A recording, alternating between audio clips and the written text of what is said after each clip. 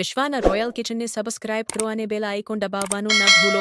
Hello friends, આપણા ગુજરાતીઓનો તો કોઈ પણ તહેવાર સ્વીટ્સ વગર જાણે અધૂરો જ છે.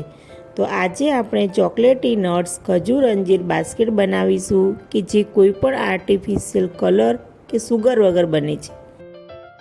તેની માટે મેં 500 ગ્રામ ખજૂર, 400 ગ્રામ અંજીર, ડ્રાયફ્રૂટ્સમાં કાજુ, બદામ, અખરોટ, પિસ્તા લીધેલા છે અને ચોકલેટ કમ્પાઉન્ડ લીધેલું છે.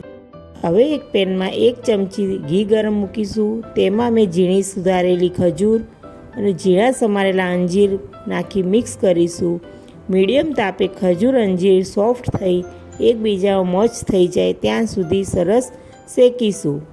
ખજૂર અંજીર આપણા સરસ સોફ્ટ થઈ ગયા છે. હવે એને પ્લેટમાં કાઢી લઈશું. પછી ડ્રાયફ્રૂટને ઝીણા સમારી લઈશું. અખરોટના પણ પીસ કરી લઈશું.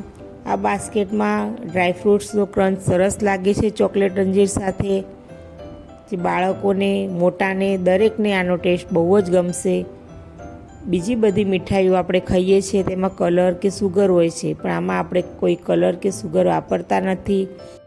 એકદમ હેલ્ધી અને ટેસ્ટી સ્વીટ બને છે આ. હવે આપણું ખજૂર અંજીરનું મિશ્રણ ઠંડુ થઈ ગયું છે. તેમાંથી એક નાના લુવા જેટલું લઈ અને આ રીતનું મોલ્ડ લઈ તેને ઘીવાળી આંગળીથી ગ્રીસ કરી અને શેપ આપી દઈશું.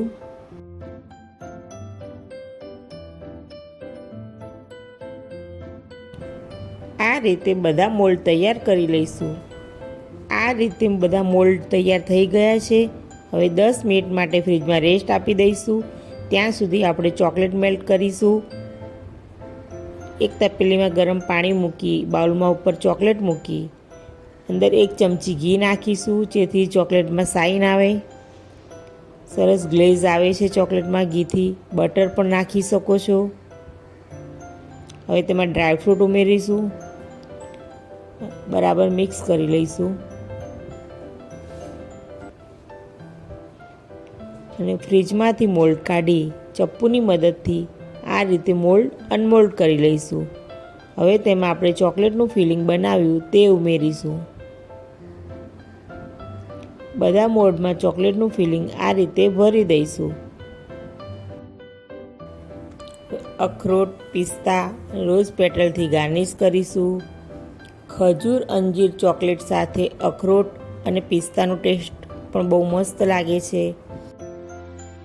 તો તૈયાર છે આપણા ચોકલેટી નટ્સ ખજૂર અંજીર બાસ્કેટ, જે નાના મોટા સૌને ભાવશે. એકવાર જરૂરથી બનાવીને ટ્રાય કરજો.